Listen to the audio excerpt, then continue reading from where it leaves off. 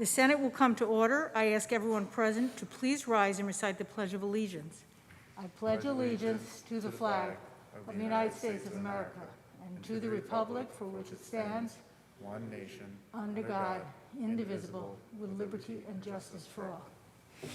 In the absence of clergy, let us bow our heads in a moment of silent reflection or prayer.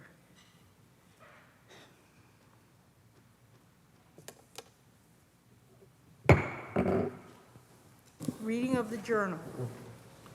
In Senate, Sunday, May 2nd, 2021, the Senate met pursuant to adjournment. The journal of Saturday, May 1st, 2021 was read and approved. On motion, Senate adjourned. Without objection, the journal stands approved as read. Presentation of petitions, messages from the Assembly. Secretary will read. Senator Hinchey moves to discharge from the Committee on Agriculture, Assembly Bill number 4690, and substitute it for the identical Senate Bill 5751, third reading calendar 738. Substitution so ordered. Senator Kaplan moves to discharge from the Committee on Rules, Assembly Bill number 7127, and substitute it for the identical Senate Bill 5742, third reading calendar 795. Substitution so ordered. Messages from the Governor, reports of standing committees, reports of select committees, communications and reports from state officers, motions and resolutions. Senator Gianaris. Thank you, Madam President. Amendments are offered to the following third reading calendar bills by Senator Comrie on page 17, calendar 302, by Senator Kaplan on page 18, calendar 374, by Senator Sepulveda, page 27, calendar 541, and by Senator Liu, page 32, calendar 626. The amendments are received and the bills shall retain their place on the third reading calendar. Senator Gianaris. I now wish to call up Senate Print 328, recalled from the Assembly, which is now at the desk. The Secretary will read.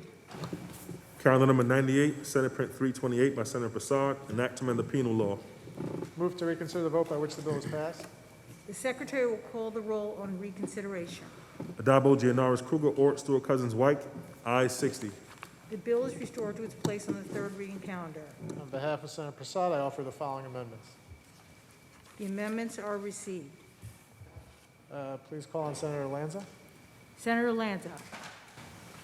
By Senator Barillo, Madam President, I move to recommit Senate Print 422, calendar number 275, on order of third reading to the Committee on Transportation with instructions to said committee to strike out the enacting clause. It is so ordered. Senator Gianaris. Madam President, there will be an immediate meeting of the Rules Committee in room 332. There'll be an immediate meeting of the Rules Committee in room 332. Senate stands at ease. The Senate will stand at ease.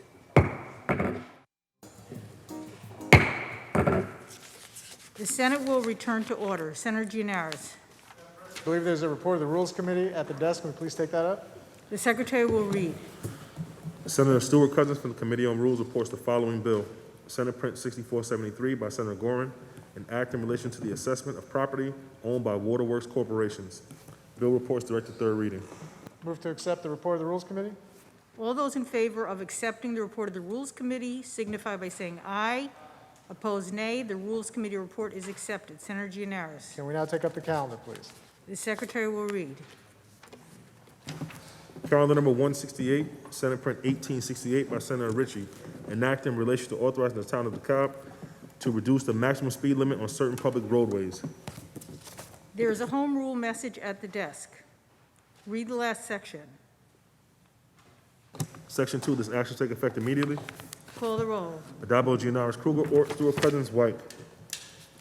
Announce the results. In relation to calendar 168, voted in the negative, Senator Skoufis, ayes 61, nays 1. The bill is passed.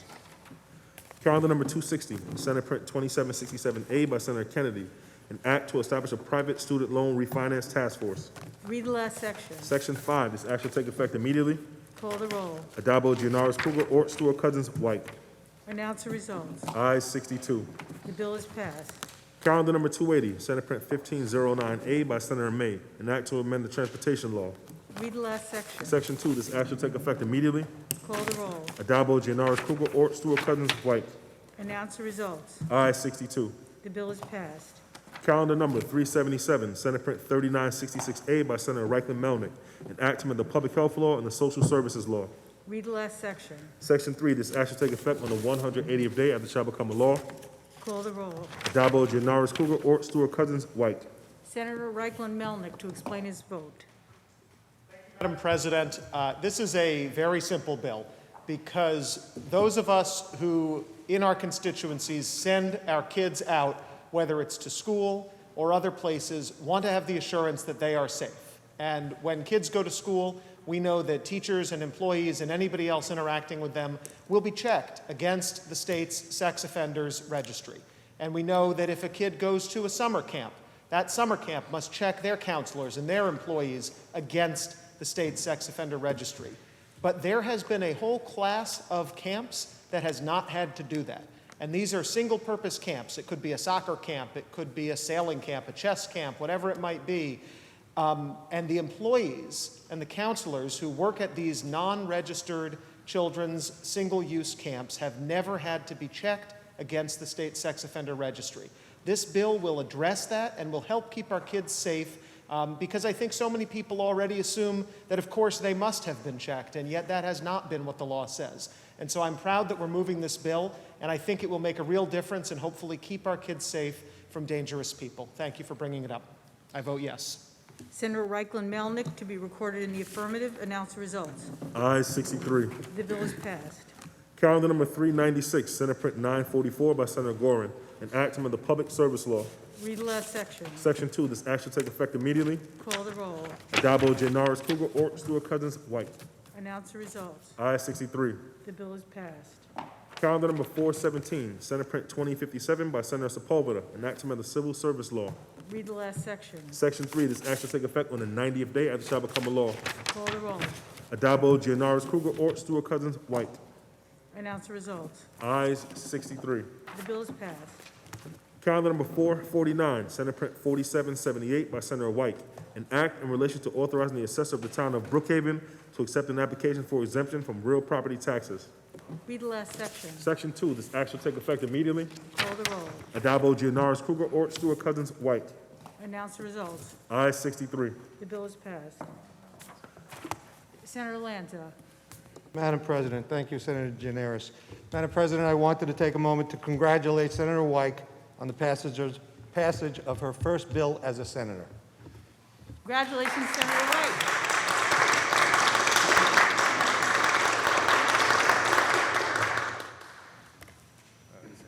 The secretary will read. Calendar number 495, Senate Print 1026 by Senator Ramos, an act to amend the Workers' Compensation Law. Read the last section. Section 2, this act shall take effect immediately. Call the roll. Addabbo, Gianaris, Kruger, Ort, Stewart, Cousins, White. Announce the results. In relation to calendar 495, voted in a negative, Senator Lanza. Ayes 62, nays 1. The bill is passed. Calendar number 502, Senate Print 5025A by Senator Serrano, an act creating a legislative task force on outdoor environmental education and recreation.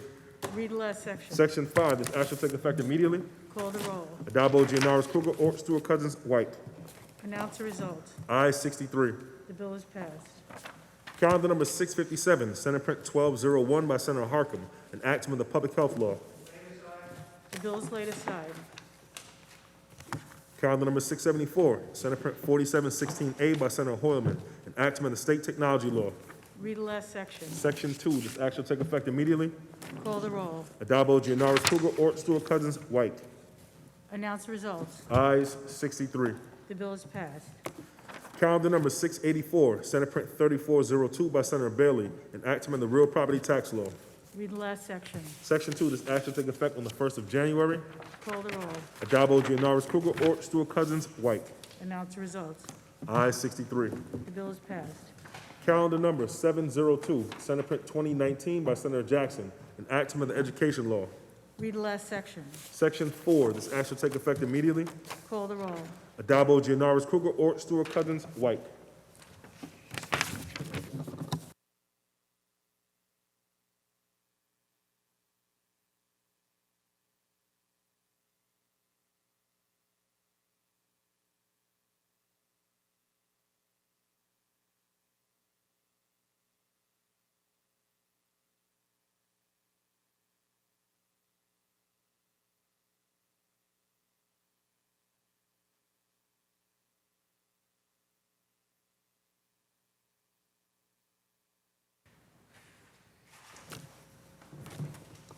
Announce the results.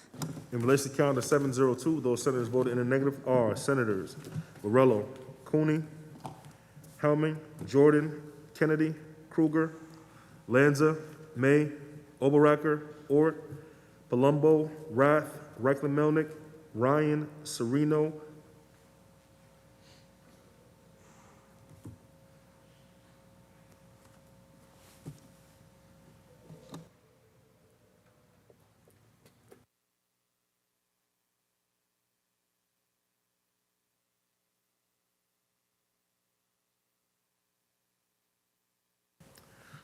okay, just once again, I'm sorry. 702, rest of calendar 702. Those senators are, again, Borello, Cooney, Helming, Jordan, Kennedy, Kruger, Lanza, Lou, May, Oberacker, Ort, Palumbo, Rath, Reckler-Melnick, Ryan, Sereno, and Steck.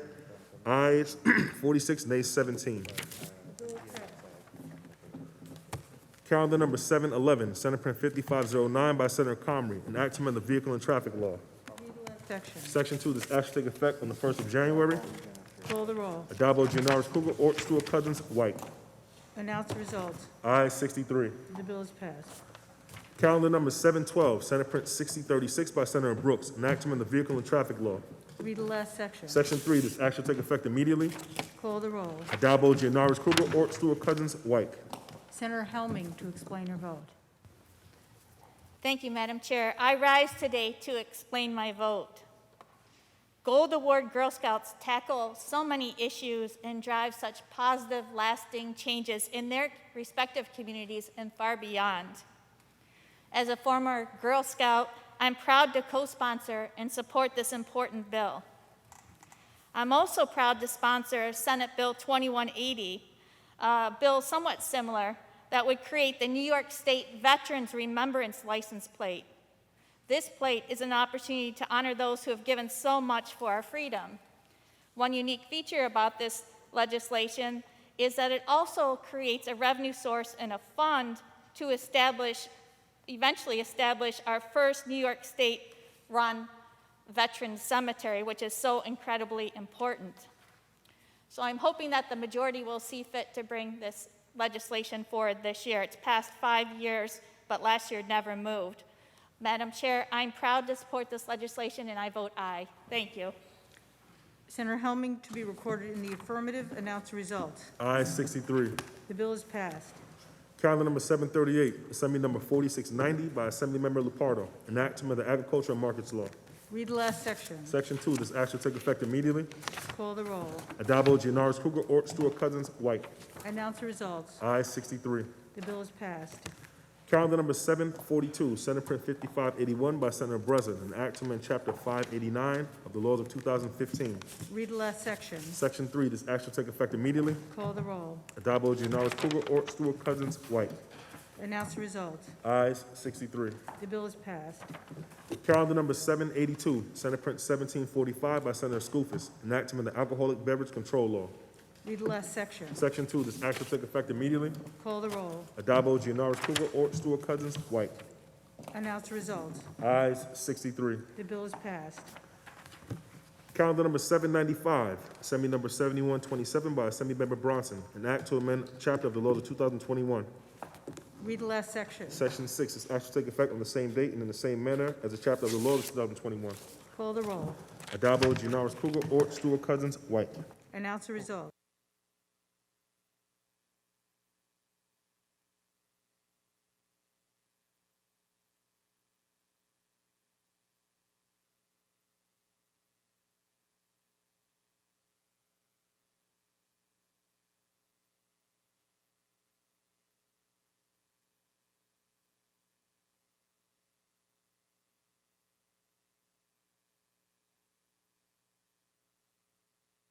Announce the results. In relation to calendar 795, those senators voted in the negative are Senators Borello, Boyle, Felder, Helming, Jordan, Lanza, Martucci, Matera, Oberacker, O'Mara, Ort, Palumbo, Rath, Ritchie, Skoufis, and Steck. Ayes 47, nays 16. The bill is passed. Calendar number 796, Senate Print 6362A by Senator Kavanaugh, an act to amend Chapter 381 of the laws of 2020. The bill is laid aside.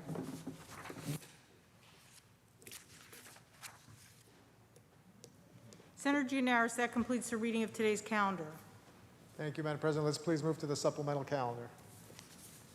The secretary will ring the bell. Nope. The secretary will read. Calendar number 868, Senate Print 6473 by Senator Gorin, an act in relation to the assessment of property owned by Waterworks Corporations. Read the last section. Section 8, this act shall take effect immediately. Call the roll. Addabbo, Gianaris, Kruger, Ort, Stewart Cousins, White. Senator Kaminsky to explain his vote. Madam President, residents of Long Island have been suffering under a private water company called American Water, which has been gouging ratepayers, paying water bills in multiples in excess of what their neighbors and counterparts with public water have been paying.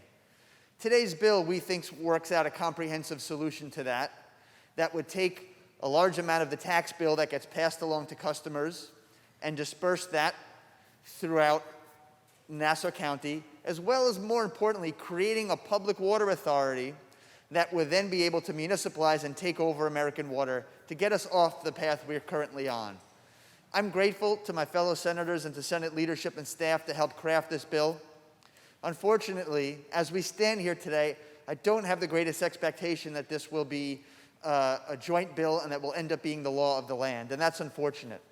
And when a resident asks me, hey, why can't we work out a solution that could help delay and stop these increases that I can no longer afford, my answer to them is there is no good reason. We can do this. And so I say to anyone listening, we still stand here willing to work with any governmental body to help put these increases off, make sure that this water company is under control, and to work toward a more permanent solution that creates a public water authority. So today we are showing that the Senate is ready for business. We think this bill is well thought out and can provide a good solution. We are hoping to move this forward, and we stand ready to work with anyone who will do so. I vote in the affirmative. Thank you, Madam President. Senator Kaminsky to be recorded in the affirmative. Announce the results. Aye 63. The bill is passed. Senator Gianaris, that completes the reading of today's supplemental calendar. Let's move on to the controversial calendar, please.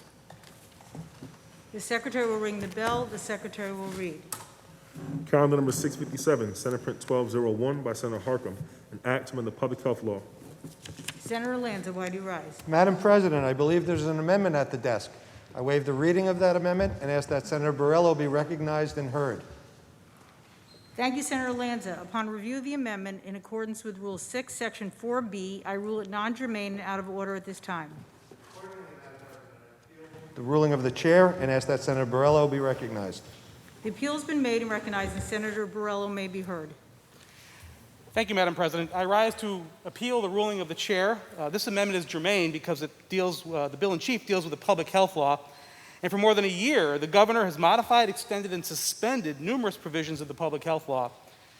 You know, as we all know, there's no industry that's been hit harder in New York State than the hospitality industry. It's been the largest economic casualty of this pandemic. And really, no industry has suffered more under the governor's absurd and arbitrary directives that have cost so many businesses their lives and the livelihoods of so many people in New York State. You know, the Senate took a positive step last week, repealing the food with alcohol mandate. That's great. I'm glad we did that. But it really could have gone away a lot sooner. I mean, we started introducing a clean repeal of the governor's executive authorities back in January, and I believe every day of session since. So it could have gone away a lot sooner, and that probably would have saved hundreds, if not more, businesses in New York State from closing that'll never reopen. But we still have all these numerous harmful directives. You know, today we saw the governor's introducing something else new. We're not quite sure what it's going to be, but it has something to do with capacity limits. So we still have these arbitrary and capricious rulings coming from our governor that are really confusing New Yorkers altogether. I don't think business owners or people that patronize businesses in our hospitality industry can tell you from one day to the next what the rule is. That's because we have lost control as a state legislature of the process. You know, right now we are going into what will be the beginning, the unofficial beginning of the summer tourism season, Memorial Day. And the governor has said that we're going to rescind the curfew on May 17th for outdoor areas, but it's going to go till May 31st, the last day of Memorial Day weekend, for indoors. That makes no sense. I don't understand why we're doing this, because we repealed the governor's powers, we are told.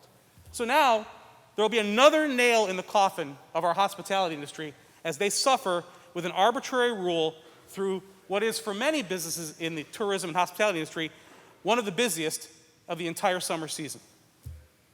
So we continue to do this dance with the governor. And instead, we should have done what we, a long time ago, what we still can do today, and that is to pass this amendment that will do a clean repeal of the governor's authority so we can finally regain the transparency and the legislative authority that we need to ensure that New York's economy can get back on track. We are among the worst in the United States of America right now. Our unemployment rate is still second only to Hawaii. We are still suffering under these arbitrary and capricious directives. No matter how much we dress this up, no matter how many press releases we put out, the reality is New Yorkers lack the confidence to go back to work, to reopen their businesses, and to feel like we are on the right path. So let's pass this amendment today so that we can truly and finally repeal the governor's executive authority. Thank you. Thank you, Senator. I want to remind the House the vote is on the procedures of the House and the ruling of the chair. Those in favor of overruling the chair signify by saying aye. Just a show of hands. Unanimous consent, we've agreed to waive the showing of hands and record each member of the minority in the affirmative. Without objection, so ordered. Announce the results. Ayes 20. The ruling of the chair stands and the bill in chief is before the House. Are there any other senators wishing to be heard? Seeing and hearing none, debate is closed. Secretary will ring the bell. Read the last section. Section 2, this action take effect on the 60th day after it shall become a law. Call the roll. Adabo, Gianaris, Kruger, Ort, Stewart, Cousins, White. Announce the results. In relation to calendar 657, voted in the negative, Senator Lanza. Ayes 62, nays 1. The bill is passed. The Secretary will read. Calendar number 796, Senate Print 6362A by Senator Kavanaugh, an act to amend Chapter 381 of the laws of 2020. Senator Lanza, why do you rise? Madam President, I believe there's an amendment at the desk. I waive the reading of that amendment and ask that Senator Helming be recognized and heard. Thank you, Senator Lanza. Upon review of the amendment in accordance with Rule 6, Section 4B, I rule it non-germane and out of order at this time. Accordingly, Madam President, I appeal the ruling of the chair and ask that Senator Helming be recognized. The appeal has been made and recognized, and Senator Helming may be heard. Thank you, Madam President. I rise to appeal the ruling of the chair because the proposed amendment is clearly germane to Senate Bill 6362A, the bill before the House that we seek to amend. Both Senator Kavanaugh's Bill 6362A and the amendment relate to the extension of both the tenant and commercial eviction moratoriums. Senator Kavanaugh's legislation would extend the eviction moratoriums until August 31st of this year. The proposed amendment before you would extend the eviction moratoriums until June 30th of this year, which mirrors the CDC's recommendation. More specifically, this amendment brings New York in line with the federal government guidelines. Madam President, in the past, the majority has repeatedly ruled amendments proposed by the minority are non-germane. However, I would ask that in this instance, what could possibly be more germane than a proposal to change a date on the bill in question? And honestly, from a human perspective, what could be more germane or more important than providing meaningful assistance to our fellow New Yorkers who are rightfully concerned about losing their homes and properties? We all agree there are thousands of tenants and landlords who are in desperate need of relief now. One study that I read, it was a survey by the Census Bureau, found that 42% of New Yorkers are living in households not current on rent or mortgage. This widespread housing instability is also affecting the economy and placing a severe financial burden on property owners. Just about a week ago, I had the privilege of meeting with an elderly woman who depends upon a rent payment from the apartment that's attached to her single-family home to help her meet her financial obligations, and they're not that great, paying her taxes, getting her prescriptions, going to the grocery store. She's devastated. I can't describe to you how emotional this meeting was. She's absolutely devastated financially and emotionally because she hasn't been paid rent in well over a year. Well, what won't help her or anyone else who's in this situation is another moratorium. Throughout this pandemic, this body has taken steps to extend support to struggling New Yorkers and our small businesses. This support included a moratorium on evictions intended to protect individuals and families who were unable to make their rent payments as a result of the state-mandated shutdown of our economy. Unfortunately, hundreds of thousands of small business landlords were not offered similar relief. They continued to do their best to meet their financial obligations while still providing housing to their tenants, including those who have been unable to pay. But the time and the need for such extraordinary measures is rapidly coming to an end. Government officials across the state, including those in New York City, are preparing for a total reopening of our state. This reopening should include a June 30th end to the eviction moratorium consistent with the federal government. Small business landlords should be given back control over their residential and commercial private properties. To support both our tenants and our property owners who have suffered during this historic pandemic, the Senate majority should focus on delivering the more than $2 billion in federal relief funds that are intended for tenant relief. Move the funding, no more excuses, no more stalling with moratoriums. This is the only way, the only real way to ease the financial hardship of tenants and to allow local property owners to recoup the significant loss of rent accrued during this moratorium.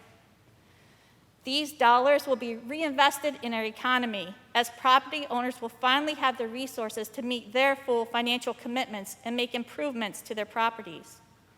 Extending this eviction moratorium beyond the federal guidelines would ignore the reality that our state is reopening and people are returning to work. Restrictions on nearly every industry have begun to be lifted, while our small business landlords continue to have their property rights restricted. This bill, again, should be amended to reflect the CDC guidance and should expire once that date has passed.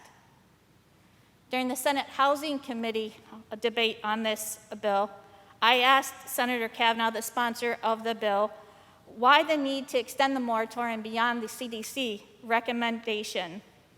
And the response included some comment or feedback about public health in New York State's COVID numbers. But we've seen how more and more people are being vaccinated. Thousands and thousands of New Yorkers have been vaccinated. And just yesterday, the headlines of so many newspapers and media outlets was all about the governor pointing out that our positivity rates are the lowest since last October of 2020. Hospitalizations are down, lowest since last November. So based on the data and the science, as well as the federal CDC guidelines, I don't see any real public health justification for extending these moratoriums beyond June 30th. Rather than continuing to kick this can down the road and watch people fall further and further into debt and into despair, this body should show real support for struggling families of both the tenants and the property owners by not extending the moratorium beyond the CDC recommendations, but by demanding that OTDA disperse the federal tenant relief funding. We all know, we've had these discussions here on this floor and in committee meetings, that if this money is not distributed by September 30th, it can be clawed back and sent back to Washington, D.C. or another state that will get the money out to the door. We don't want that to happen. I don't believe that anyone here wants that to happen. But again, enough delays, enough excuses. We need to move the federal resources. I believe we can accomplish this critical victory for tenants and restore the property rights of hundreds of thousands of small business landlords in our state by working with the executive and OTDA. But the Senate majority must be willing to step up and do more than just put forward these moratorium bills. For these reasons, I'm asking my colleagues on both sides of the aisle who truly care about tenants and small businesses in the 5 boroughs and in every county of the state to vote in support of this amendment today. Failure to overrule the ruling of the chair is a failure to provide real help to our struggling neighbors. Thank you, Madam Chair. I want to remind the House the vote is on the procedures of the House and the ruling of the chair. Those in favor of overruling the chair signify by saying aye. Request a show of hands. We've again agreed to waive the showing of hands and record each member of the minority in the affirmative, Madam President. Without objection, so ordered. Announce the results. Ayes 20. The ruling of the chair stands and the bill in chief is before the House. Senator Martucci. Thank you, Madam President. Through you, will the sponsor yield for question? Senator Kavanaugh, will you yield? Yes, Madam President. The senator yields. Thank you, Senator Kavanaugh. Good to see you as always. Good to see you. So my colleague, Senator Helming, just asked a question, which is a question that I'm hoping you can help me with. Why was the date of August 31st chosen for this piece of legislation in terms of extending the eviction moratorium through August 31st? Because it is, through you, Madam President, because we believe that based on the data that we have reviewed and based on the recommendations of the CDC and our experience so far with the moratorium and the CDC's review of the effects of letting eviction moratoria expire prematurely, that 4 months seems like the right amount of time. Obviously, that there's no perfect science to that, but we put the moratorium in place at the end of the December for 4 months. And at this moment, based on the data that I've reviewed, we believe that 4 months is the right amount of time. Madam President, will the sponsor continue to yield? Senator Kavanaugh, do you continue to Yes, Madam yield? President. The senator yields. So since what I'm hearing here is that public health is one of the drivers, really the primary driver behind this piece of legislation, would you agree then that the CDC is a reliable source of public health information? As you may note, the sponsor's memo for this bill cites a great deal of data from the CDC, which I'm sure you've had an opportunity to review. The critical point is that the CDC is making decisions for the entire country based on the data for the entire country. We are basing our decision today on the data for the state of New York, and the source of that data is the CDC, but they are asking a different question. They are asking about the rates of COVID transmission nationally. We are asking about the rates of COVID transmission in the state, and as of today, the data justify an extension of this moratorium, just as the data in March justified a 3-month extension of the national moratorium. Thank you, Madam President. Will the sponsor continue to yield? Senator Kavanaugh, do you continue Yes, to Madam yield? President. The senator yields. So since that date of August 31st was chosen for local reasons, when I say local, I mean based on the state of New York's data, could you share maybe the names of public health experts or individuals who you consulted with to actually arrive at that date? Through you, Madam President, as I've already said, we relied on the extensive analysis that is updated every week for every state in the country of the CDC. And as I noted before, in the memo that was written, this bill was introduced last week. As of that point, the COVID transmission rate, the community transmission rate in the state was more than twice the rate that CDC considers a high rate. And that was true in virtually every county in the state. The one state that had a low transmission rate, the one county in the state that had a low transmission rate was Hamilton County as of that moment. We are, as has been noted, on a positive trend both nationally and at the state level. But at the moment, the most recent data from the CDC, it's a weekly analysis of the case rate, the community transmission case rate per 100,000 people. The most recent weekly summary from the CDC says that that number statewide right now is at 188 cases per 100,000. That is considered a high rate. The CDC, in fact, considers any rate above 100 per 100,000 a high rate. They don't have another category for extraordinarily high rate. High is as high as it goes in their ranking system. And so we have a rate that is nearly twice the rate that they would consider concerning.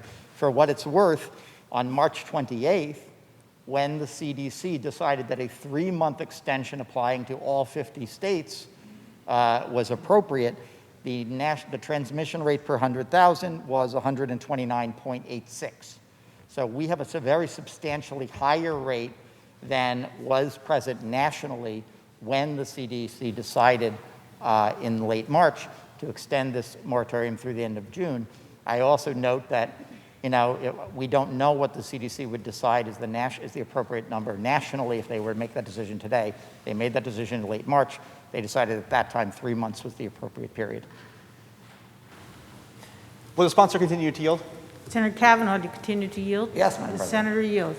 So while I understand all those facts and figures and data, and it certainly sounds like here someone, perhaps you who crafted this bill, went through and arrived at those conclusions with respect to New York's infection rates and picked this date of August 31st. So I guess my question very simply is, has the CDC, given the fact that the CDC covers the entire country and different states have different infection rates, has the CDC released any guidance at all to individual states or individual regions in the country indicating that it would be appropriate to select a later date as we have based on data?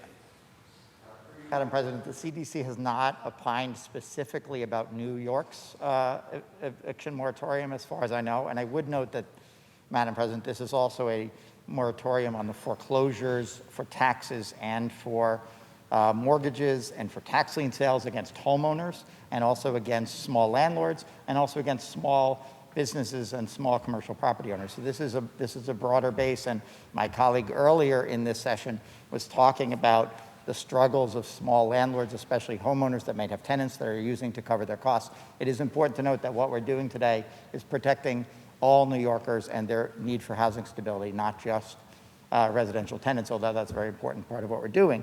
But with respect to eviction moratoria, the CDC, when they announced their very extensive order to explain how they viewed the situation and how they determined that a 3-month extension was warranted at that time, they noted that they had done a review of moratoria at the state level, and a review of states that had continued their moratoria, and a review that states that had allowed their moratoria to expire.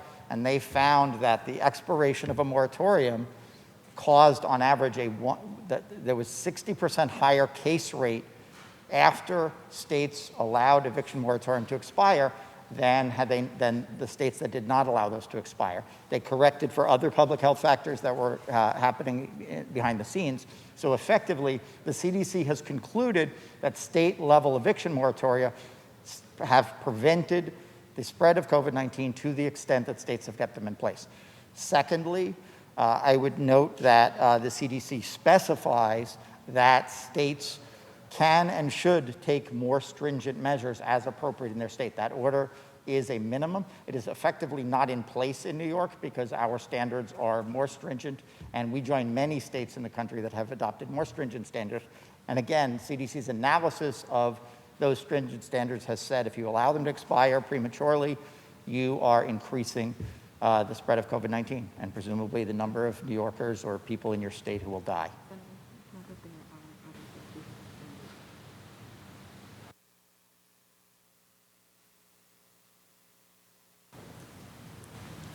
Thank you, Senator. Madam President, will the senator continue to yield? Senator Kavanaugh, do you continue to yield? Senator yields. So just to shift gears a little bit, to date, are you aware of a number? Do we know how many hardships have been filed in connection with this program? The Emergency Rent Relief Assistance Program specifically. Madam President, through you, I think my colleague is referring to hardships under the moratorium rather than under the COVID-19 Emergency Rental Assistance Program, which I'm happy to talk about as well.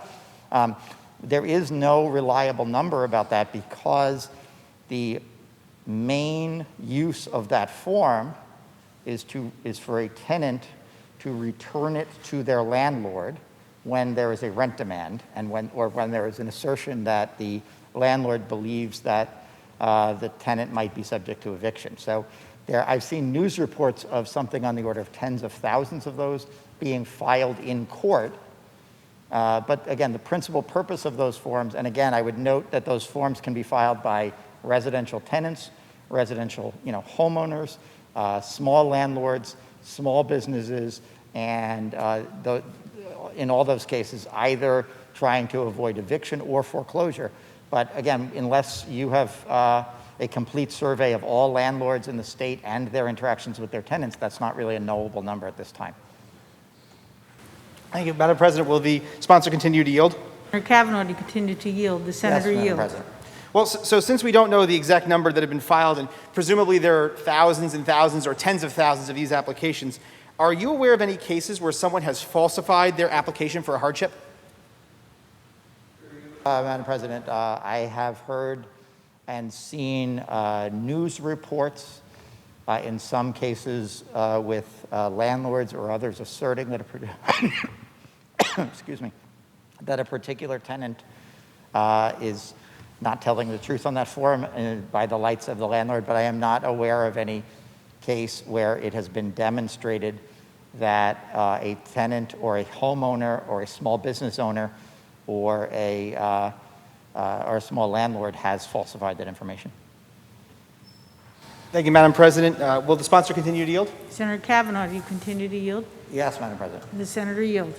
So that having been said, Madam President, the previous eviction moratorium bill that we took up here did not include any income limits as the federal program had. And that program allows you to qualify if you made $99,000 individually last year or $198,000 if you filed jointly. Does the extension that's on the floor today include any similar income limits? Through you, Madam President, we have made the decision. The extension that is on the floor today does not change the underlying rules of the various moratoria that we're extending today. There's certainly, the opportunity for this legislature to do that at any point. But what we're doing today is extending the moratoria. So there's nothing in this bill that would affect those criteria. And the decision we have made is, to the extent people are experiencing a hardship that might cause housing instability, that allowing a court process to go forward and possibly remove people from their homes, given that we think there may be, although my colleague's question before was about how many hardship declarations have been filed, we do have some data that suggests that somewhere between 800,000 and 1.2 million households, perhaps being 2.5 or 3 million people in New York in our state of under 20 million, are experiencing a hardship and are behind in their rent. So the decision that we are making today, just as we've made many hard decisions during this pandemic to restrict certain economic activities, is to restrict the eviction process because we believe, based on the guidance from the CDC, that that is a necessary public health measure and will reduce the spread of COVID-19. Thank you, Madam President. Will the sponsor continue to yield? Senator Kavanaugh, do you continue to yield? Yes, Madam President. The senator yields. Madam President, through you. So in essence, what I heard was that someone who has a net worth in the millions or tens of millions who can claim some negative financial hardship as a result of COVID would still qualify under this program. Is that correct? President, no, I don't believe that the senator heard that on this floor. The moratorium requires that somebody declare that they have a hardship that prevents them from meeting their housing expenses, either their rent or their homeowner expenses. If they're having trouble paying their mortgages or their taxes, and that would lead to housing instability, or in the case of tenants, if they are experiencing those things and they're having difficulty paying their rent, then they can sign a form under penalty of law to indicate that to their landlord and to the courts, and at that point they are protected from eviction and they are protected from their home being taken from them by foreclosure.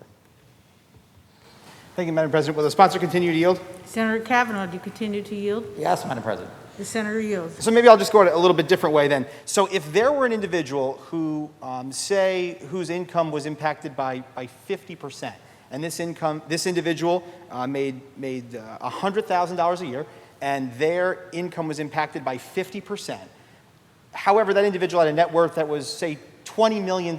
Would it be possible for that individual to qualify under this program? Through you, Madam President, I am always careful not to predetermine the decisions that judges and others will make about how our laws should be interpreted. But the question before any judge that was reviewing that or any prosecutor that's determining whether the person signing that form has committed perjury is, did they have a hardship that prevented them from being able to meet their housing expenses? And if somebody wants to decide that they had many millions of dollars and that those assets were liquid, and therefore they did not experience a hardship that caused housing instability, then they wouldn't qualify.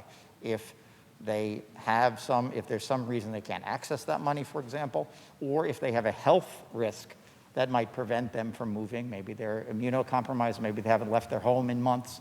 There are a lot of factors that be considered, but as a general matter, what people are attesting to is that they've had a significant loss of income or significant increased expenses as a result of COVID, that those factors cause them to be at risk of losing their home, and having that hardship is causing them to be unable to meet their housing expenses, and that's the circumstances in which this bill covers them. Thank you, Madam President. Will the sponsor continue to yield? Senator Kavanaugh, do you continue to yield? Yes, Madam President. So shifting gears a little bit, as you may remember, Senator, we stood here with a great discussion at about 3 a.m. the night that we closed out the budget on the Emergency Rental Assistance Program. And this is a $2.4 billion program that was supposed to help our landlords and our tenants who need help now, need it now more than ever. And at the time, you were very confident that OTDA was going to be able to get this program up and running very quickly, so that way we could provide this immediate relief to our tenants and landlords. Would it be possible for you to give us an update on the program and how it's rolling out at this point? Madam President, I was indeed optimistic at that point. I remain so that program, that those several programs are going to assist those who are affected by this moratorium. I would note that this is a public health measure and not a part of that program. We believe that a moratorium on evictions, as the CDC has demonstrated, reduces the spread of COVID, and that is the main purpose. However, of course, we're very aware that landlords and tenants and homeowners and small business owners and commercial landlords are all struggling, and so we are very anxious to see those programs rolling out. I was not present at an 11:30 a.m. press conference today that held by the mayor and his staff, but I understand that they have said now, as of this morning, that program will be up and running by the end of the month, or the end of this month, May. I began trying to get that funding out of the federal government last March. I introduced legislation as that early to do it. I amended that legislation as the federal bills finally began to provide relief, and ultimately we got that language done in the budget, which was signed about a week and a half ago now. That requires that program to be up and running as soon as practicable. I assume that OTDA is indeed putting that program in place as soon as practicable. In addition to the $2.35 billion that is available for tenant applicant relief, there is also $100 million of state money. We have another bill that we're working on that I think will come to this floor soon, carried by my colleague Senator Skoufis, that will clarify the circumstances in which landlords can directly apply for that money, even if their tenant is not actively participating in that process. And we also, I would note also that we have $600 million program for homeowner relief as well, direct homeowner relief where there's not a tenant present. So it is important that that money get out as soon as possible. I've certainly been pushing for that and will continue to do so. Thank you, Madam President. Will the sponsor continue to yield? Senator Kavanaugh, do you continue to yield? Yes, Madam The President. senator yields. Madam President, through you, the sponsor just mentioned something that I want to touch on. Was the piece of legislation that the sponsor had introduced earlier in this session. In fact, I remember in my first committee meeting on the Housing Committee, this piece of legislation was heard, and I was very excited at that time to hear that there was going to be a voucher program put in place so that this money could be distributed. We knew in late December that the first $1 billion of rent relief was coming from the federal government. My question for the senator is, why didn't we pass this legislation then? Why did we wait till the budget, and here we stand a month after the budget, still with this issue completely unaddressed? I share my colleague's frustration that this program is not up and running as of this date. However, just for context, the date the federal government, the date the former president of the United States decided for the first time that any rent relief at all was warranted was around December 28th, if I'm not mistaken. That was the date he signed that piece of legislation. That provided $1.3 billion. Certainly, I'm sure my colleague understands that the day the president signs a bill, the money is not sitting in an account ready for New York City to spend. There was then subsequent guidance from the Treasury Department of the prior presidential administration that began to spell out how that money could be spent. There was then a change in administration that, was touch and go there for a while on January 6th, but we got through it, and we have a new administration and a new Treasury Department that then put out additional guidance, clarifying additional aspects of what states were able to do with that money. We then had a subsequent piece of legislation in the new administration with the new Congress that added about $1 billion and once again changed the parameters under which people can spend that money. So again, as the sponsor of this bill, I was keeping an eye on those things. I was amending the bill as we went. At some point, as we got close to the budget process, like many things in Albany, this very big and important issue got rolled into that budget process. Again, I've been ready and willing and able to discuss this at any point in the last year, really. But we have worked expeditiously to get the legislation passed, and we are now looking to the executive branch to roll the program out. Thank you, Senator. Madam President, will the senator continue to yield? Senator Kavanaugh, do you continue to yield? Yes, Madam President. The senator yields. So, Madam President, I completely share in my colleagues' frustration with this state's habitual inability to distribute this money. I agree that this should have been done long ago, and perhaps, in fact, if it was done, we might not be standing here having this debate today. But, many of my constituents right now who are property owners are paying their mortgages, and some of the tenants, many of the tenants that I represent, are continuing to pay their rent on time every month. Does this bill provide anything for those people who've done the right thing, who've somehow made ends meet even in the face of all the challenges that we face economically? Through you, Madam President, this bill provides for the safety and health of all New Yorkers. Again, the principal purpose of this bill is to prevent another spike in COVID-19 infection rates that will undo the progress we've made in recent times. We've made a fair amount of progress. Our infection rates are moderate relative to where they've been in the past, but they are still much higher, very stubbornly high at the moment. We have about 30% of our population has gotten 2 doses of the vaccine or a complete regimen of the vaccine if they had a 1-dose vaccine. We are not out of the woods yet. And so the purpose of this bill is certainly to protect tenants and homeowners who are themselves having a hardship, as well as small business owners and small landlords and small commercial property owners that are having a hardship. But its principal purpose is as a public health measure to protect all of us from getting sick and from extending this pandemic unnecessarily, which would be what would occur if we were to allow these moratoria to expire prematurely. Thank you, Madam President. Will the sponsor continue to yield? Senator Kavanaugh, do you continue to yield? Yes, Madam President. The senator yields. So through you, Madam President, I'm not sure that you've even had a chance to see it yet, but I had the opportunity before coming on the floor to have a chance to review a Bloomberg report, which was released just a couple hours ago. And in that report, it talked about New York's $2.4 billion of emergency housing relief and how that money is expected to cover less than 80% of the total back rent and utilities as of March of this year. And I know you pointed to the data before where you said somewhere between 800,000 and 1.2 million families in need of some sort of rental support. Do you believe that the $2.4 billion that's been allocated in the budget that we passed just last month is going to be enough? And if not, what do we do when the money runs out?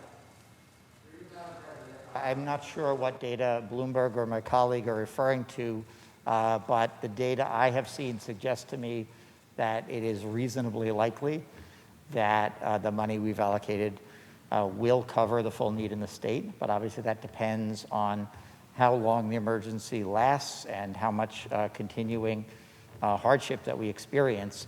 And of course, it depends on some things that are really unknowable, which is how much rent arrears really are out there. And no one has really, truly reliable data on that.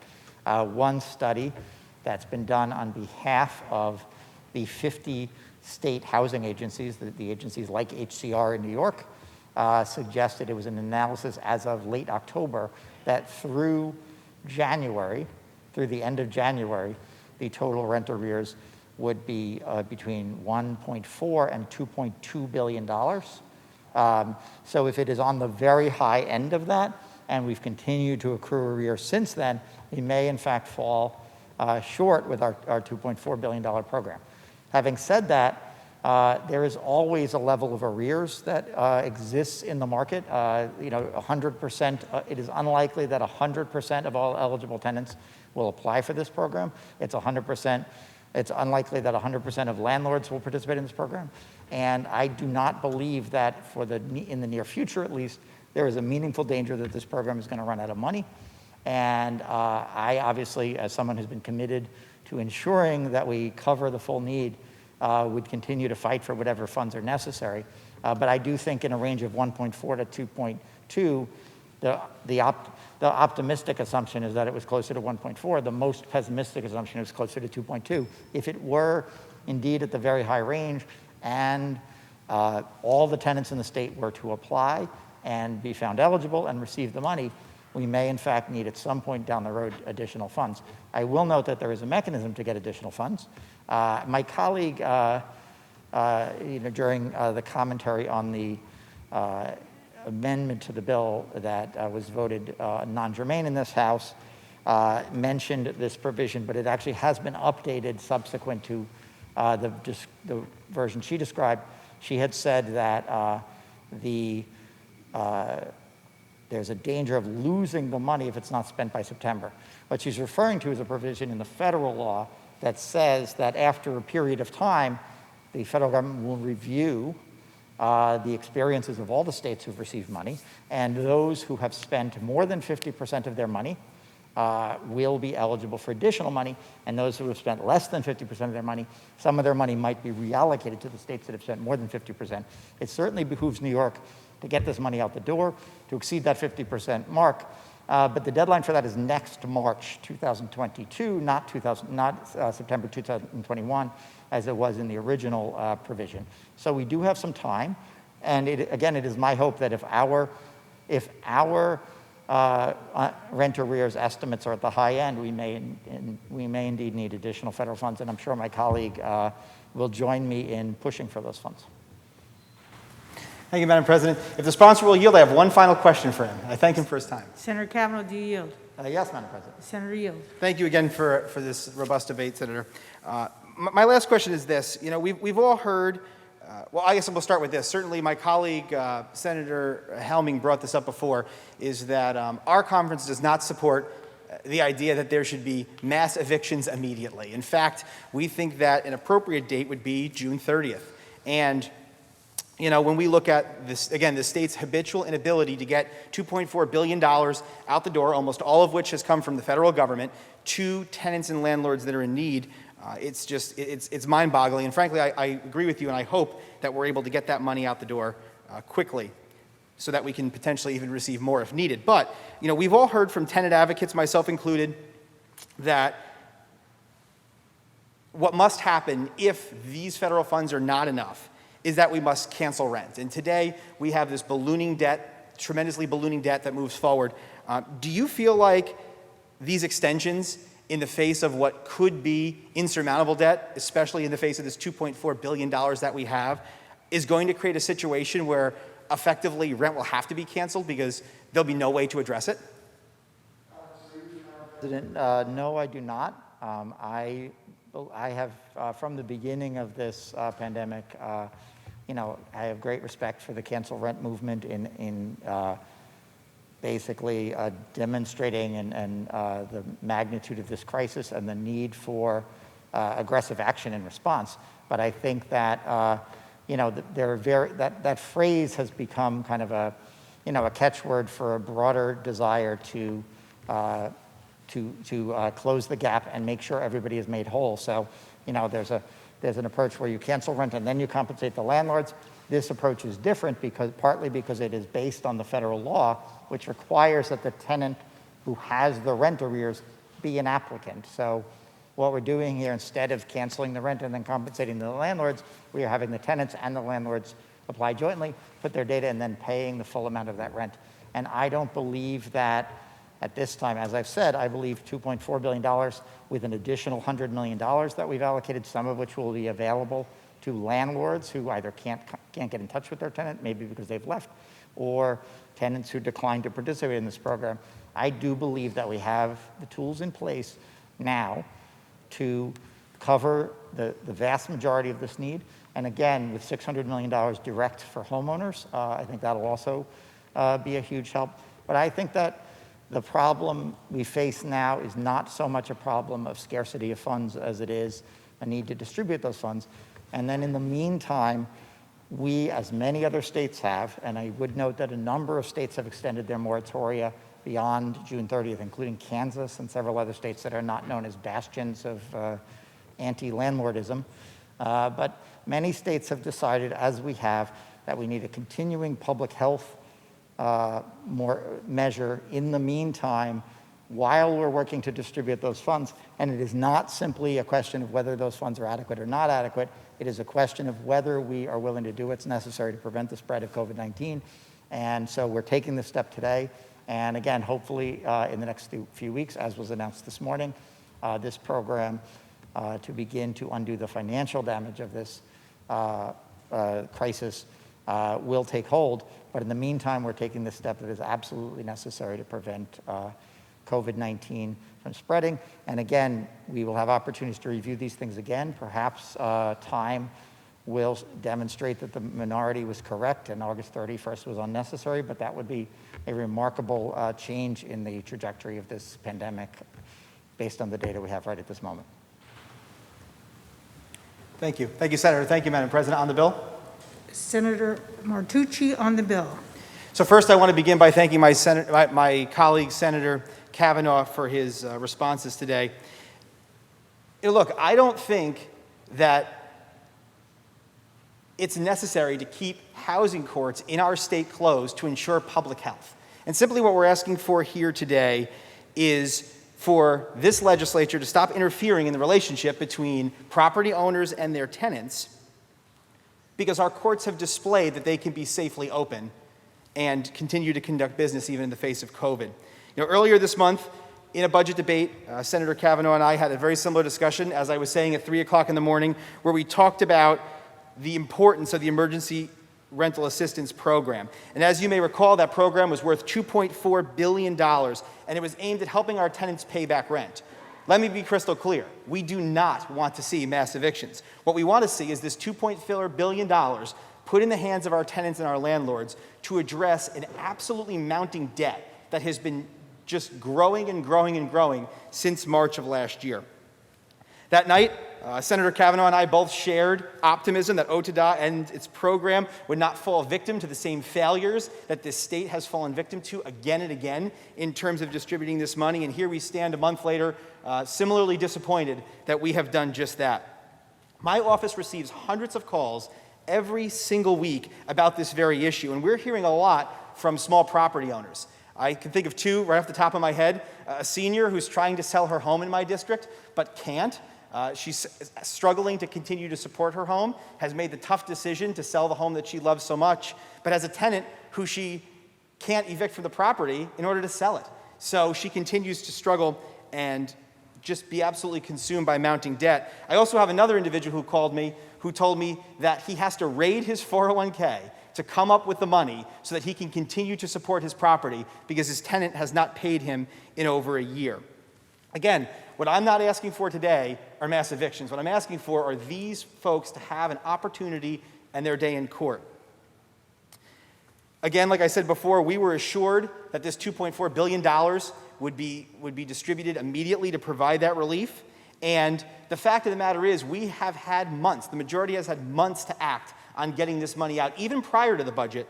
And instead, we've sat on our hands and found ourselves at this point today. And between executive actions and laws passed here in this chamber, we will be well over a year into this moratorium before it's set to expire.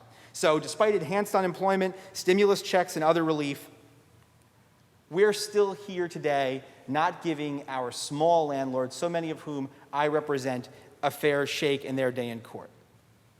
So, again, I'll end by saying I certainly share in my colleagues' frustration that this state has been unable to distribute the $2.4 billion. That absolutely needs to happen today as this debt just continues to mount. And for that reason today, I'll be opposing this bill. I believe that our landlords deserve their day in court, and I encourage my colleagues to do the same. Thank you, Madam President. Senator Palumbo. Thank you, Madam President. Will the sponsor yield for a few questions, please? Senator Kavanaugh, do you yield? Yes, Madam President. The sponsor yields. Very good. Thank you. Brian, how are you? I just have a few questions, if I may, regarding the court proceedings specifically, and a few specifics regarding an eviction proceeding. And since you mentioned that there are essentially no changes, it looks like we just changed the date from May 1st to August 2021. I did have some experience with some colleagues and constituents who had to deal with this enacted law that we're now extending. Regarding the section, and I'm just looking on page 3, where the prohibition is regarding initiating eviction proceedings. So I guess my first question to you is, does that also include the period of time that would involve sending a notice to a tenant? For example, a notice to terminate a month-to-month tenancy, where now they've been in for over 14 months. So it would be a 60-day notice or a 90-day notice. Under this new bill, just by way of legislative intent so we can clarify those issues, could a landlord today or tomorrow send out a notice to terminate tenancy to at least start that 90-day clock, at which time they could then proceed with an eviction once the moratorium is lifted?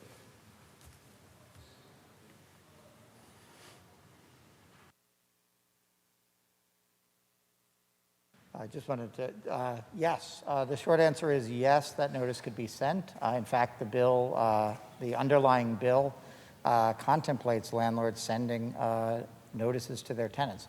The requirement is that they include in that notice the hardship declaration form, so that if the tenant is having a hardship, they can return the hardship declaration to the landlord. Sponsor, yield for another question, please. Senator Kavanaugh, do you yield? Yes, Madam President. Senator yield. Well, thank you, Senator. And so in that regard, and I'm glad that you were able to clarify that, in the event that they serve a 90-day notice to terminate tenancy, a month-to-month tenancy, along with a hardship declaration, once that hardship declaration is filed, there is a stay that's entered by the court. Does that stop the clock on that 90-day termination of tenancy notice?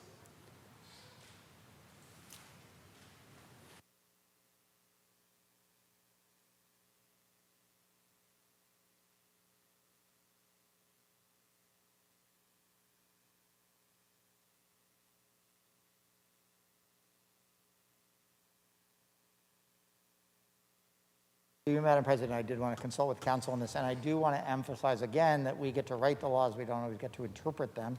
But in my mind, the provision that my colleague is talking about is a provision that was added in the Housing Stability and Tenant Protection Act of 2019, and it said that basically if you have been in residence for multiple years, you need more than a month's notice to be removed, and if you've been there for 3 years or more, you need 90 days notice. So it is my understanding of, again, this is the bill we passed in December, that notice could be filed, and the notice would still be valid, but, forgive me, we wouldn't be able to take action in court if the tenant has a hardship until the expiration of the moratorium. Senator, would you yield for another question, please? Senator Kavanaugh, do you continue to yield? Yes, Madam President. The senator yields. And I appreciate that, Senator, because I've had a number of practitioners and local judges who were concerned about that, because technically it's similar to a notice of claim when you're suing a municipality, where you need to have that. That is actually a prerequisite to suit that needs to be adequately pled within, say, a summons and complaint against a municipality, or in a special proceeding, you must plead in your petition. So just so that we're clear, and I do appreciate that we've got the timeline would still be the same, but the notice to terminate tenancy or notice to quit, the clock would tick despite the hardship, and then when the moratorium is lifted, a petition could be filed with the 17-day window of service and all the other aspects, but that notice to terminate would be valid, just so we're clear. I'm sorry to ask the question again. Madam President, to the extent the intent of the legislature were ever to be discerned from the proceedings today. I would just note that what my colleague is talking about is the text of a bill we passed in the waning days of December, which is not, that particular provision is not before us today. I'm just speaking about my recollection and my understanding of it as of this moment. But, you know, obviously these issues may have to be litigated. But that's my understanding, is that there's nothing in this bill that would toll the notice period from running in the bill that we passed in December or the bill we're passing today. Thank you, Senator. And Madam President, would the sponsor yield for another question, please? Senator Kavanaugh, do you continue to yield? Yes, Madam President. Thank you, Senator. And if I could even direct your attention on a similar issue to page 3, it says section 4, that same paragraph, prohibition on initiation of eviction proceeding. If we go to the lower half of it, there shall be no initiation of an eviction proceeding against the tenant until at least August 31st, now 2021. And in such event, any specific time limit for the commencement of an eviction proceeding shall be tolled also until August 31st, 2021. So the commencement of an eviction proceeding will also be tolled, and the time limit, they'll get, I guess, a break on any statute of limitations. In that regard, under New York law, you cannot file a special proceeding if a tenant is out of possession. So in the event a tenant vacates the property on August 29th, on September 1st, since an eviction petition cannot be filed, can the owner then file a summary proceeding against that tenant, or have they foregone that opportunity since the tenant is now out of possession?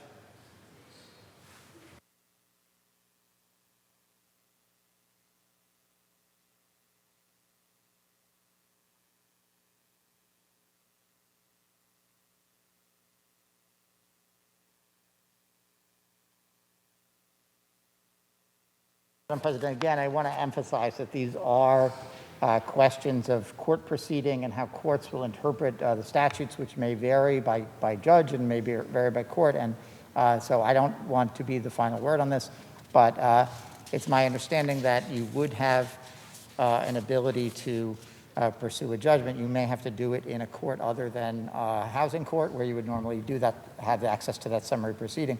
I would also note that a bill that we expect to take up tomorrow is intended to allow landlords to get compensation where their tenant may have voluntarily left with some arrears in place, even if the tenant is not present or cooperating.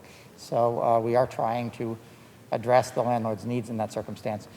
If there are clarifications that the courts need or anybody else needs, obviously, as I said before, we could certainly change the provisions of the underlying statute. Today, we are putting in place an extension to ensure that it does not expire. In fact, it expired effective Saturday if we don't take action today. Thank you, Senator. Madam President, if I could just go on the bill for a moment, because I have one more section that I'll come back and ask a few questions on. Senator Palumbo on the bill. And thank you, Madam President. And see, that's the concern that I raised, because extending any time limit for the commencement of an eviction to the same day has no effect. In fact, it's useless, because we need to really, and I would like the sponsor to consider extending it to maybe the end of September or October, because the way it works in New York State, you're not allowed to sue for back rent. So now we're talking 14 months. This will be close to 18, 19 months worth of rent.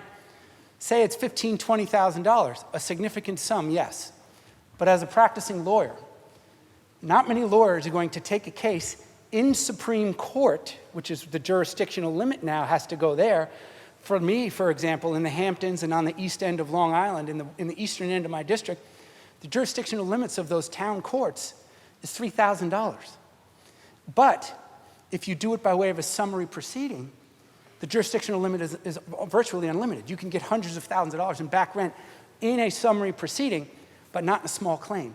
So now you're going to have to sue a full-blown lawsuit in Supreme Court for $15,000, $20,000, maybe a little more, maybe a little less, but ultimately, any moderate number like that, first of all, you're going to be paying your lawyer a lot of money, probably more than you're seeking to recover, and you're also going to have to go through a full-blown lawsuit, depositions, interrogatories, bills of particulars, the whole shooting match. And as it stands today in Suffolk County, if you were to certify for trial today, you're about a year and a half from getting a jury. So, or even a bench trial. So this is something that will kick this money way, way, way down the road, simply because the tolling of any time limit to bring an eviction proceeding ends the day before you're actually allowed to file an eviction proceeding.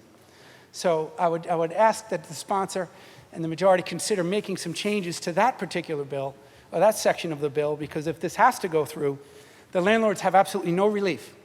And owners, particularly small owners who are looking to finance their buildings where they have equity and collateral, by way of getting some of that rent back, maybe even through a compromise, but they can't do it at a special proceeding. So thank you, Madam President. Will the sponsor yield for just a few more questions, please? Senator Kavanaugh, do you continue to yield? Through you, Madam President, if my colleague would indulge me, just might want to respond to his comments just now, if that's okay. I think it's his time, so may I respond? Yes, absolutely. Please, Okay, please do, Senator. Thank you. Just to note, I mean, first of all, that the kind of harm that my colleague is talking about, it exists in times when we don't have a pandemic and we don't have a moratorium in place. A tenant could leave without multiple months in arrears, and a landlord would have to go through some of the mechanisms that my colleague describes. But again, I would also note that this bill was passed in December. I would note that notwithstanding well, let me actually just to the point, because it's his time. This moratorium was scheduled to expire May 1st. It's been in place for 4 months. If there are technical changes that my colleague or attorneys in the real estate industry, or frankly attorneys for tenants, think are necessary to clarify aspects of this, this is a state law. It can certainly be changed by the legislature. So if my colleague or anybody else there wants to talk about changes and thinks they're warranted, they can be considered. But what we're doing today is ensuring that the most basic protections of landlords and tenants and homeowners and small business owners and small commercial property owners are in place going forward. Would you mind yielding for a few more questions, please? Senator Kavanaugh, do you continue to yield? Yes, Madam President. The senator yields. And in that regard, Senator, my concern too then is the backlog of courts, because we are going to have a year and a half worth of evictions that are now going to flood the courts. Was there any consideration regarding allowing the proceedings to go forward, however, issuing a stay on the execution of the warrant of eviction, meaning that they can go through the process, they can get their judgments, they can do what they have to do, but everything will be stayed until the moratorium expires, at which time then they could file that with the sheriff and remove the tenant. Was there any consideration in that regard?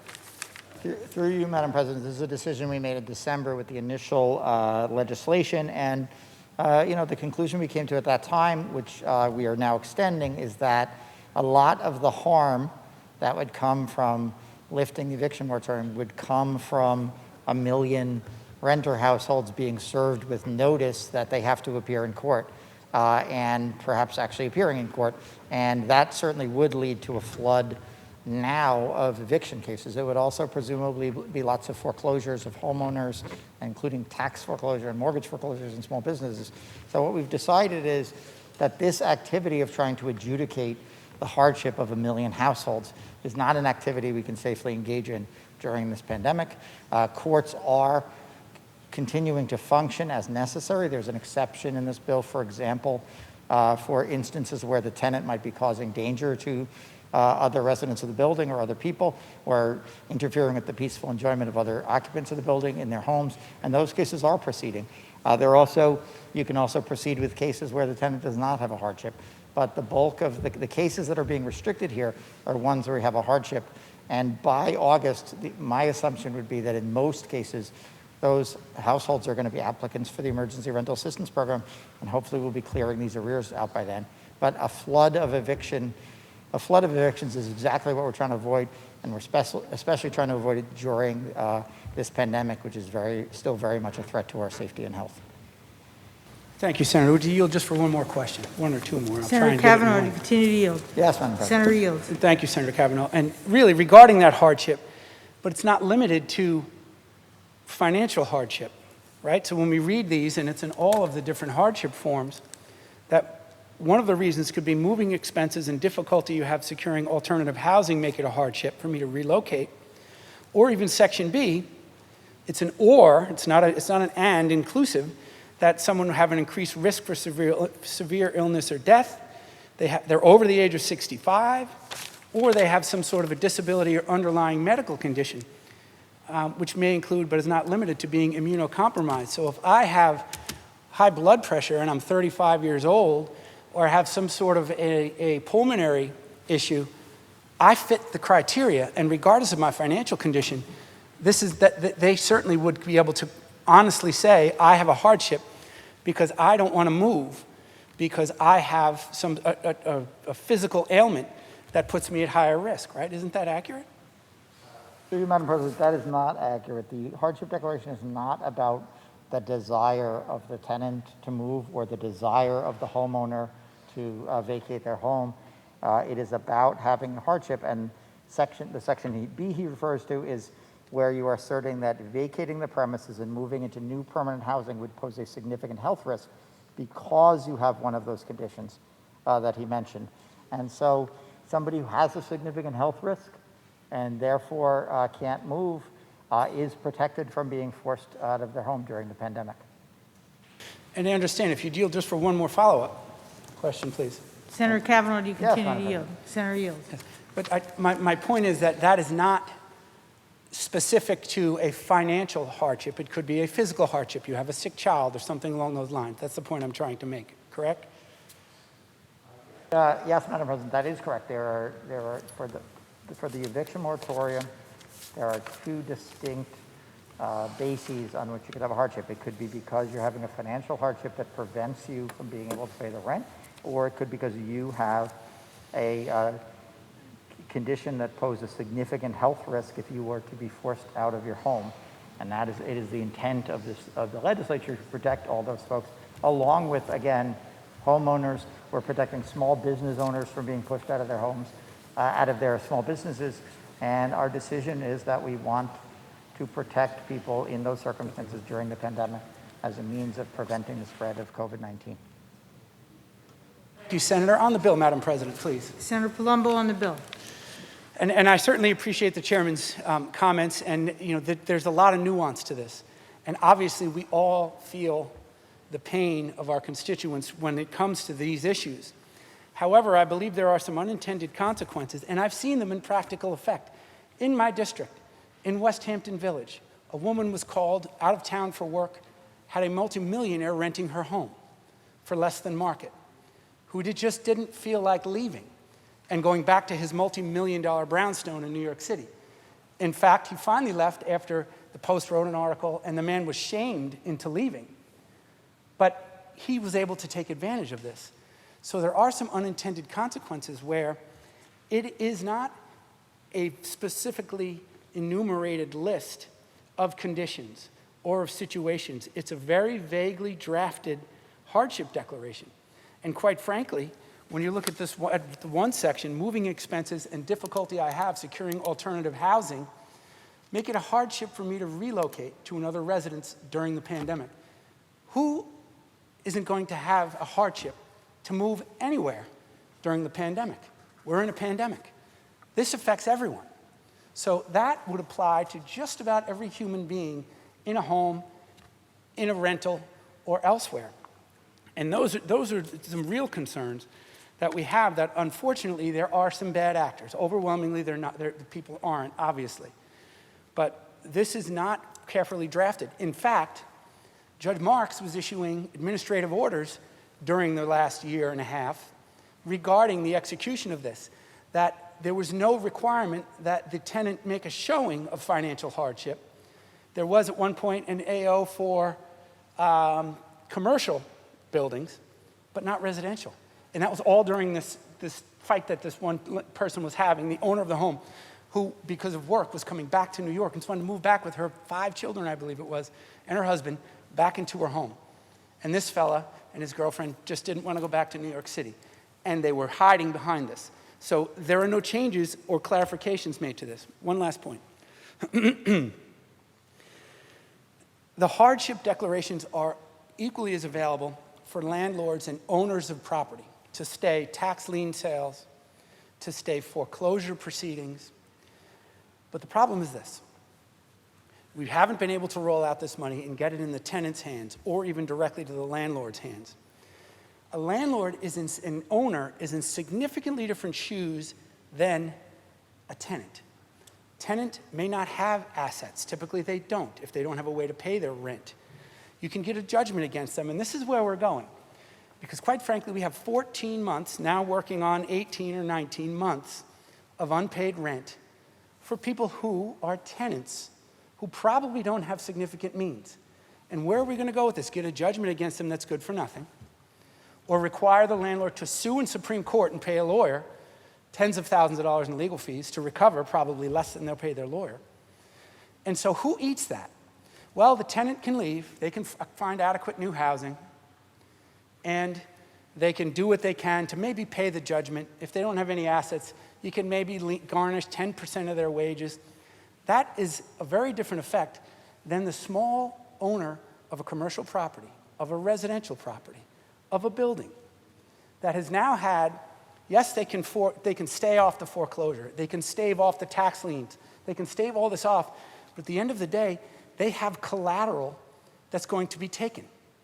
So this sounds wonderful for tenants because tenants can dodge the bullet and they can figure out what they can figure out, maybe compromise when the eviction petitions are flooding the courts in September, when you have to file, serve them between 17 and 10 days, go to court, get a new date, if you can even get on the docket. They get a mandatory 14-day extension. You're talking another month, month and a half of unpaid rent. I think most landlords are going to say, I'll do what I can to maybe save what I can save and significantly reduce that debt. But in any event, those are the folks who we're leaving out in the cold right now. The landlords aren't the big bad landlords who are multi-hundred millionaires and billionaires. The landlords I'm talking about are the ones in my district. Those are the folks who have 2 or 3 unit buildings. Those are the folks who rely on that income for a small commercial mixed use building for their retirement because they took their life savings and bought a $600,000 or $700,000, $800,000, $1 million maybe building. Yeah, that sounds like a lot, but when you take out a mortgage and you're dealing with debt service and dealing with the issues of obviously maintaining property in New York, which is not cheap, any month, let alone a year and a half worth of lost rent, can put you underwater for good. And that collateral will then ultimately be foreclosed upon at default interest rates with attorney's fees, and the bank will get their money. So this is what we have forgotten in this bill, that landlords need relief. And I know there's proposed legislation coming down the road. We have $2.4 billion sitting in an account, and nothing's been done. That's shameful. So, my friends, this is a problem that we all need to deal with, and we get it. And I get the laudable intent of this bill. Certainly, Senator Kavanaugh has expressed his concerns, and they're genuine. We all agree that we're looking to get to the same place just by different means. And unfortunately, this is not the way to do it. I vote in the negative. Thank you, Madam President. Are there any other senators wishing to be heard? Seeing and hearing none, debate is closed. The secretary will ring the bell. Read the last section. Section 30, this action take effect immediately. Call the roll. Addabbo, Gianaris, Kruger, Ort, Stewart, Cousins, White. Senator Jackson to explain his vote. Thank you, Madam President. To my colleagues, I am rising to speak in support of this bill, which extends the COVID-19 Emergency Eviction and Foreclosure Prevention Act of 2020 and the COVID-19 Emergency Protect Our Small Business Act of 2021 until August 31st, 2021. Many small business owners and resident tenants in my district across New York State are still digging out from tremendous financial hardship in the shadows of COVID-19 pandemic. And I've said before in front of all of our colleagues, I represent 13 miles of Manhattan. And you may think that Manhattan is all of the wealth in the state of New York. I have tens of thousands of residents, tenants, that are struggling to survive. And in fact, Madam President, they had planned a rally because of the deadline that was scheduled. And so that's why I'm here, in order to support an extension of this particular bill. So, as New Yorkers begin to reopen once again, and slowly, it is fitting that small commercial tenants have the opportunity to keep their doors open and that many of our constituents have a place to live as they get back on their feet.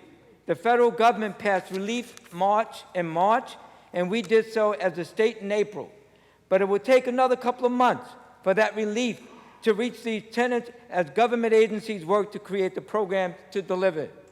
That's why we need to extend this eviction moratorium.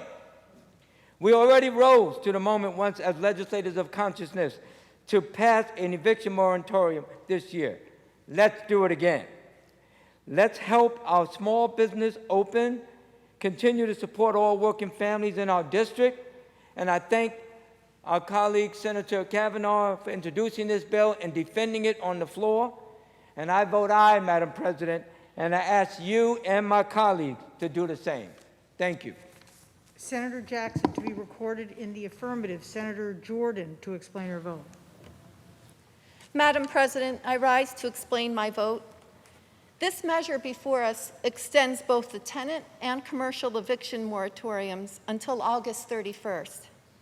This bill accepts the fact that New York State was not able to help tenants or small businesses by May 1st, when the current moratoriums were set to expire.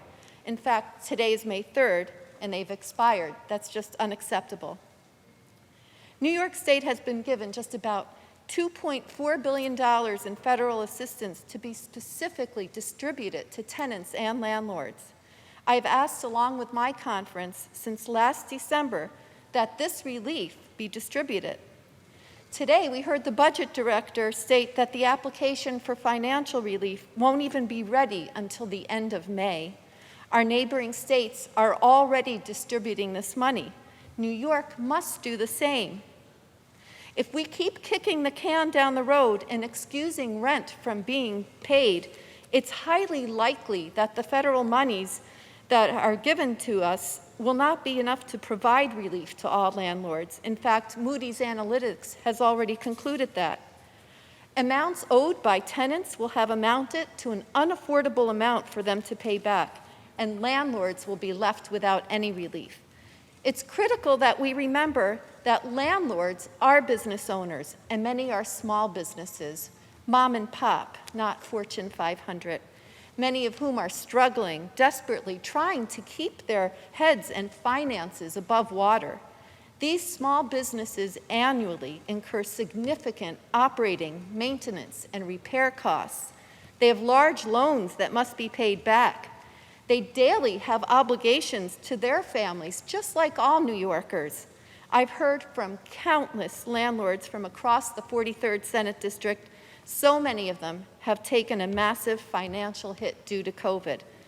New York should focus on getting immediate assistance into the hands of the small businesses that are landlords, that can't afford to wait, rather than focusing on extending the eviction moratorium for 4 months, which in the long run does further damage to our landlords, who may never recover the rent due to them. Just remember, time is money. It's for that very reason that I vote no. Senator Jordan to be recorded in the negative. Senator Kavanaugh to explain his vote.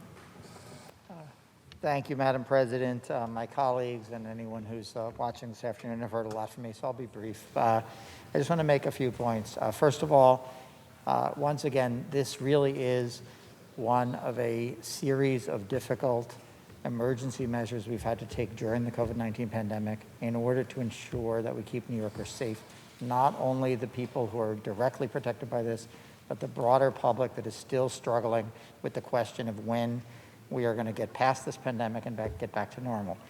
So I want to thank the leader of this House, Under Stuart Cousins, Carl Hastie in the Assembly, and the Assembly sponsor of this bill, Jeffrey Dinowitz, and all of the members who have supported it today. I also want to just note that in the hard choices that we've had to make, there has been an evolution. The minority of this House voted unanimously not to put a moratorium in place after the last week of December. So here we are 4 months later, and I am glad that we now have a consensus that we need this tool and that we need it to be in place at least through June 30th. The difference between June 30th and August 31st is hard to know as of this moment, but as I said, the current data that we're looking at suggests that we have a substantially worse situation than we had on the day that the federal government decided a 3-month national moratorium is appropriate. So I just hope that whatever our political differences are here and whatever the differences are we have about the necessity of this measure, that everybody understands that we are not ready to go back to business as usual, that we do need to, we are going to need to have continuing emergency measures, both immediate personal measures like wearing masks and keeping our distance and getting vaccinated, but also steps that curtail certain activities and certainly including evictions and foreclosures on homeowners and small businesses. So with that, Madam President, I vote aye. Senator Kavanaugh to be recorded in the affirmative. Announce results. In relation to calendar 796, those senators voted in the negative are Senators Akshar, Morello, Boyle, Felder, Gallivan, Griffo, Helming, Jordan, Lanza, Martucci, Matera, Oberacker, O'Mara, Ort, Palumbo, Rath, Ritchie, Sereno, Steck, Tedisco, and White. Ayes 42, nays 21. The bill is passed. Senator Gianaris, that completes the reading of the controversial calendar. Thank you, Madam President. Is there any further business at the desk? There is no further business at the desk. I move to adjourn until tomorrow, Tuesday, May 4th, at 3 p.m. On motion, the Senate stands adjourned until Tuesday, May 4th at 3 p.m.